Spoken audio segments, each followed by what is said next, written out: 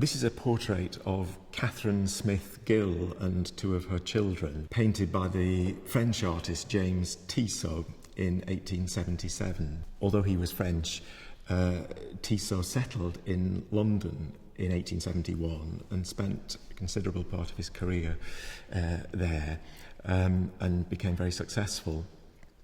When he first came to London, he specialised in what are called genre paintings, paintings of everyday life, or at least the everyday life of beautiful, well-dressed young women. So he wasn't primarily known as a portrait painter. He was therefore rather an unusual choice for this portrait. It was commissioned by a Liverpool cotton broker called Chapel Gill, who married Catherine Smith, and this is her portrait and two of their children. Cotton was the great commodity imported into the booming Victorian port of Liverpool, and there were huge fortunes to be made in trading in cotton, and Chapel Gill was a wealthy and prosperous member of that mercantile elite in mid-19th century Liverpool. And this picture really conveys the sense of wealth and privilege that attached to the lives of that commercial elite in the city at that time. You can see that the room Mrs. Gill is sitting in is very sumptuously furnished with this fur rug on the floor and a very comfortable, soft sofa that she and the children are sitting on.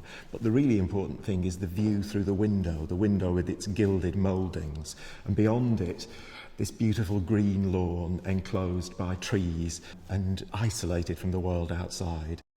The painting was painted in a house in a very exclusive suburb of South Liverpool, where the wealthiest members of society lived, in isolation and seclusion, in houses like this. From his earlier years in Paris, Tissot knew members of the Impressionist circle there, and his picture has something in common with their work in the treatment of the elaborate draperies of Mrs. Smith Gill, which are very rapidly and delicately painted in pastel highlights on the frills, particularly around the bottom of the skirt.